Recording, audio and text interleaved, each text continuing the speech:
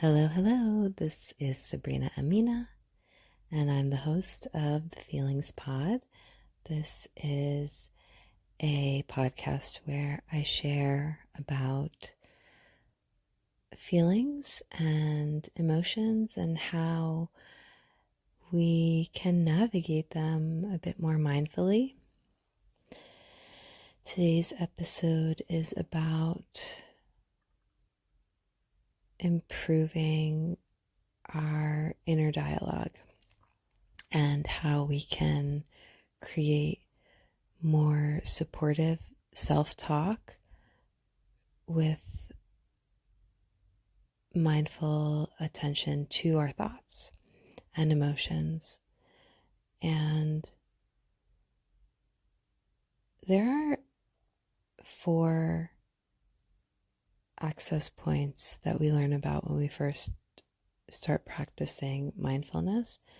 And the first access point is the breath.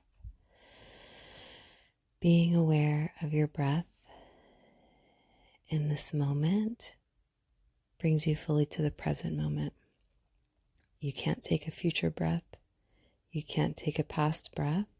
The only breath you can take is right here, right now, which is such a profound meditation if you think about it. The second access point is the body. The body can be more accessible often because, again, the body is right here, right now. It's living, breathing, moving. And when we bring our attention to physical sensations in the body that are present at this moment,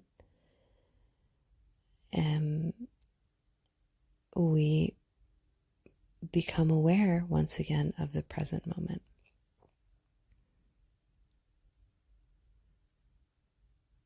Our lives exist solely in this present moment. I can't really tend to a past version of my physical body. I can simply be with the body I have right here, right now. I can tune into my 5 senses.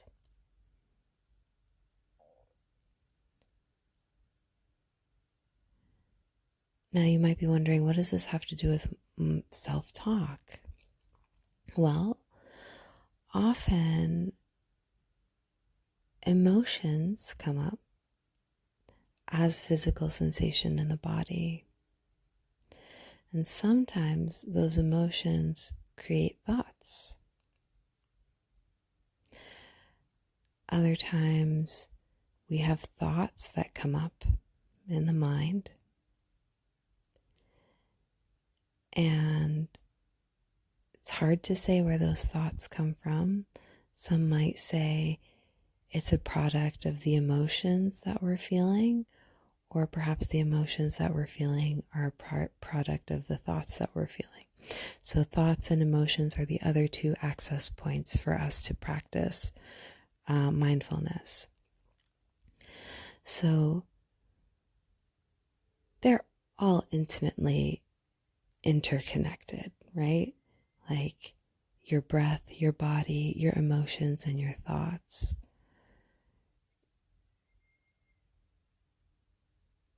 So in order for us to build the awareness of our thoughts, we have to build our practice of being here in the present moment. And usually the most accessible way to start for someone who's just beginning a mindfulness practice is simply to tune into the breath or tune into the body. So in today's episode, we'll do some short mindfulness practices throughout. If this is your first time listening, usually I offer a practice at the end of the episode. Today we're doing things a little differently. So let's start with tuning into the breath. if you can, find a comfortable seat where you can safely bring your attention to your breath. If it feels good for you to close your eyes, I invite you to do so. Otherwise, you can simply place your gaze steadily on a point in front of you and try to soften the gaze. And in this moment, take a deep breath in through your nose. Feel the belly fill and rise on the inhale. And once you've taken a big, full, deep breath, go ahead and exhale. And just observe how that feels to take a full, conscious, deep inhale and exhale. Let's do that twice more. Take a deep breath in. And this time, as you're breathing in, notice where you feel the breath in the body. Notice the lungs expand. Notice the belly rise. And when you've taken in as much breath as you can, pause and exhale. Notice the sensation of the breath leaving the body. Notice how the body moves as you exhale. And one last time, take a deep breath in. Pause and let it go.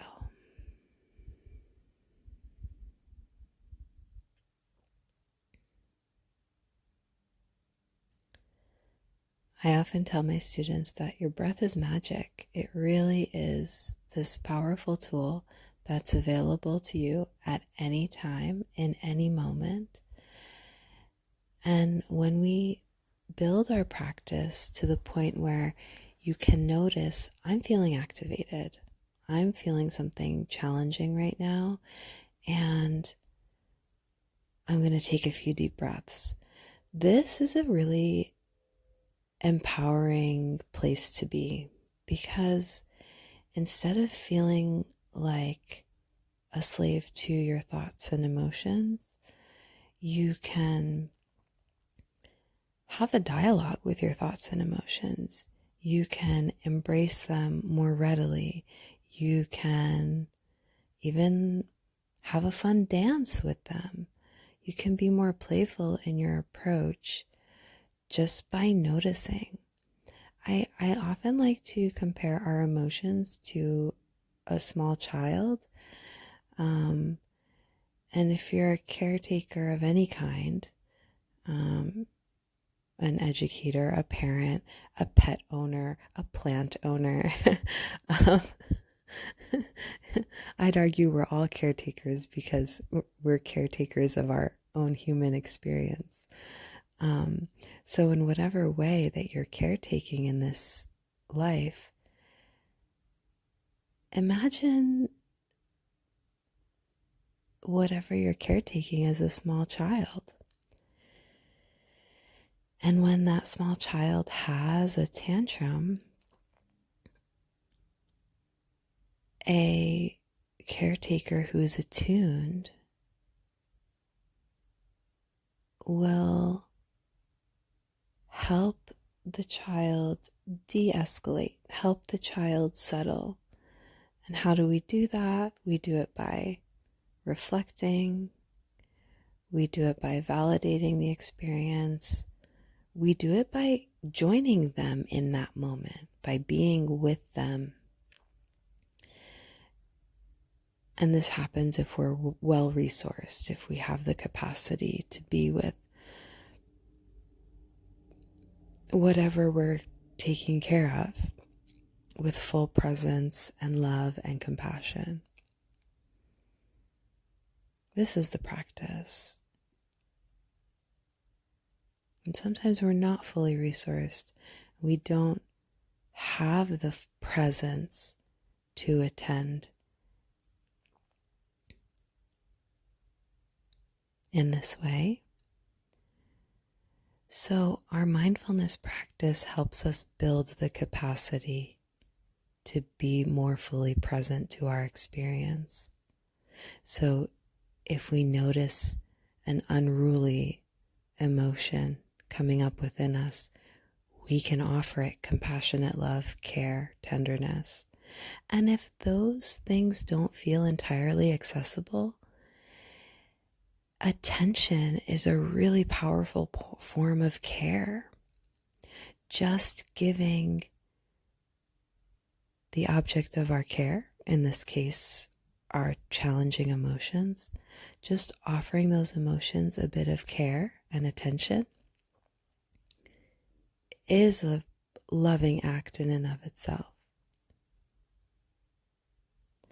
So taking time to turn towards the discomfort, the pain, the sadness, or even the joy, elation, euphoria. This is a wonderful practice for any emotional experience. And not only does it have this wonderful effect of helping us navigate some of our more challenging human moments, but it also helps us really feel into and more fully expand the pleasurable moments that we sometimes wish we could live into forever. And guess what? We can, because we are in this present moment forever. So as long as we're fully present in the here and now, we can be forever present to the joyful, loving, pleasurable experiences of our human at any time. And we can draw those in and recall them as we build our practice.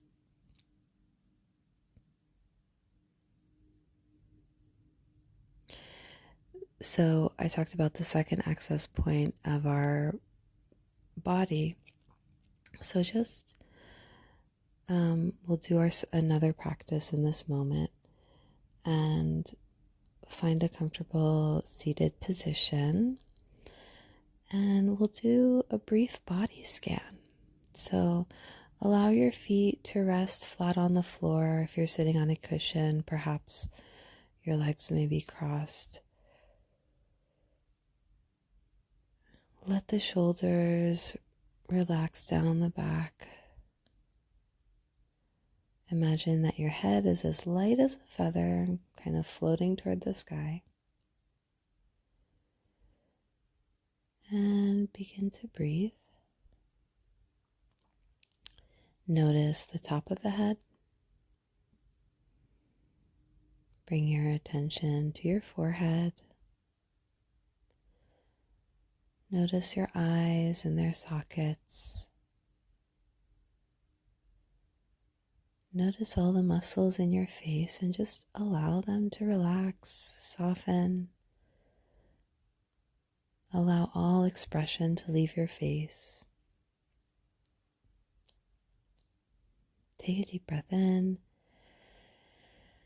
and draw the awareness down to your throat, your jaw. Notice your neck, your shoulders. Scan your attention down your biceps and upper arms, down your forearms. Notice the hands. And here I invite you to bring the palms together and just rub them together gently until you feel a little bit of warmth from the friction. Once you've created a little bit of warmth in the palm of your hands, gently place the palms over the heart. Take a deep breath in here and let it out.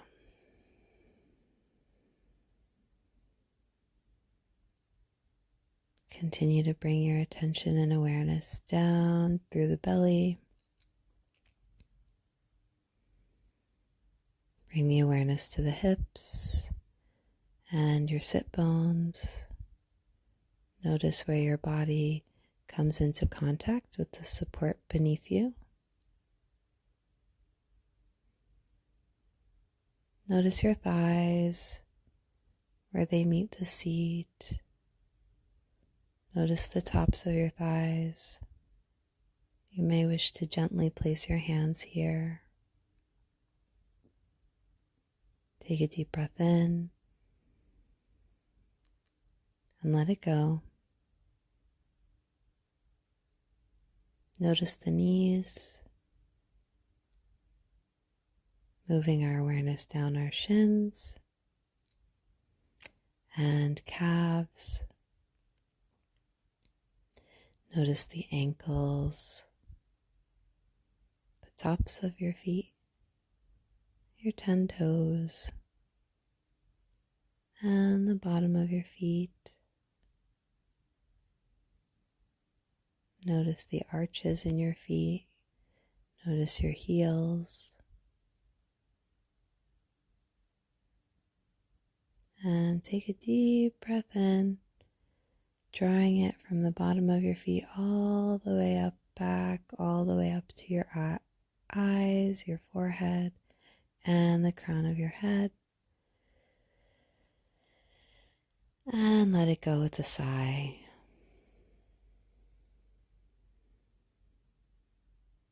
Enjoy this moment of quiet stillness and just observe the body in this moment. Take one more deep breath in. And as you exhale, allow the eyes to flutter open, come back to the room. And just let's do a check-in here. Let's notice, how are you feeling in this moment? What emotions are present? Are there any thoughts that are present?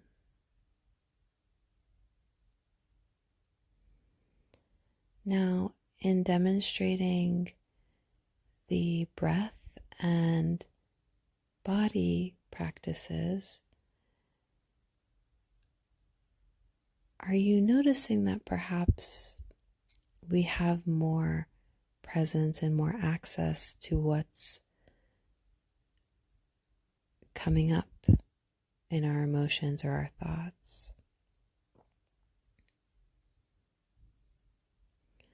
When we're in our practice, we get to notice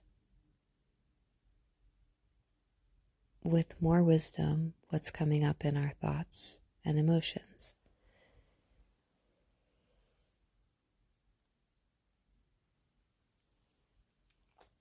Now, when we can be present to the thoughts that come up that maybe aren't so supportive, we get to dialogue with these thoughts. We get to question them. We get to choose different thoughts. Thoughts are interesting. Where do they come from? Sometimes thoughts just like, are we thinking or are we being thought? So with our mindfulness practice, we can think more consciously. And this really brings us to my greater point about having more supportive self-talk, which is really the way we think about ourselves, the way that we listen to our thoughts, the way that we engage with our thoughts can have a really profound impact on how we feel about ourselves, on our self-concept. And it comes up in really subtle ways that sometimes we don't even notice. And oftentimes it comes up in our speech. Uh, um, sometimes I listen to the way my students speak to each other, to one another, or even to themselves. Um, and they'll call themselves names like, "Oh, you're so stupid," or "Oh, I'm such an idiot." And these are this speech is, a manifestation of our thoughts.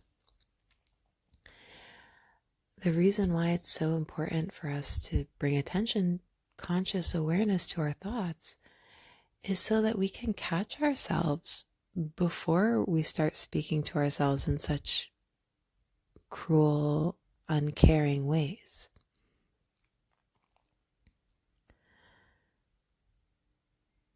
What would it feel like to make a mistake and instead of falling down a shame spiral, you can say, oops, I made a mistake. Everybody makes mistakes sometimes. I'm feeling a little bit embarrassed right now, but that's okay.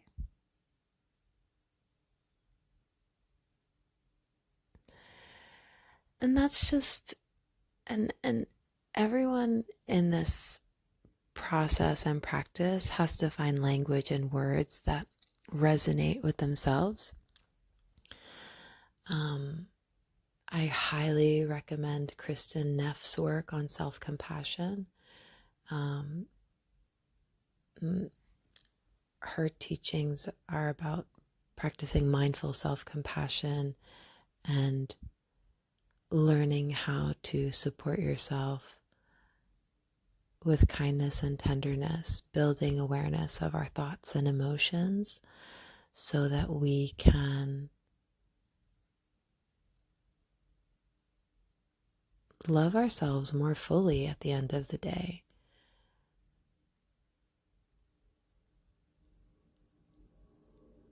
And why do I share these practices? Because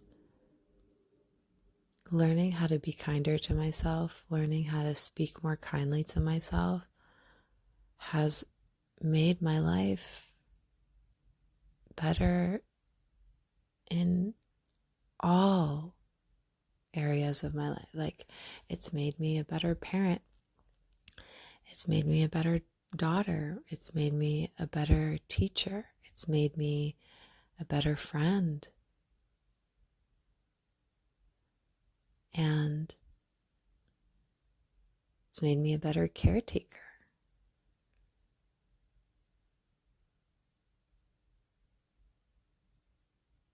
Not just for others, but primarily, first and foremost, for myself. Because as I'm more fully resourced in this home that I live in this body, in this brain, with this heart, with this breath, as I am more fully resourced, as I'm able to speak to myself with more gentleness, more kindness, more gratitude, more love, I can show up in this way with others.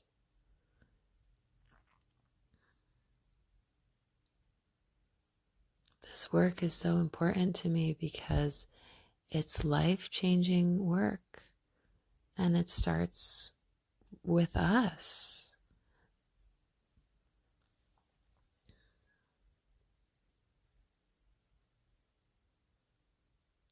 We are living in a time where we could all use a little bit more tenderness, softness, care, joy, connection, and really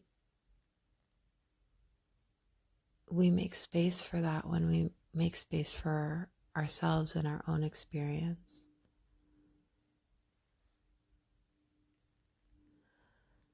So thank you so much for practicing with me today. Thank you so much for listening and tuning in.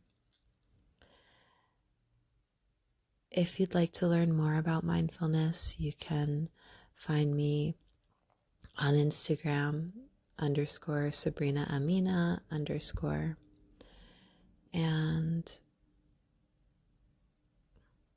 I look forward to sharing with you next time. Thank you again for tuning in, and thank you so much for the gift of your time and attention. Have a wonderful day.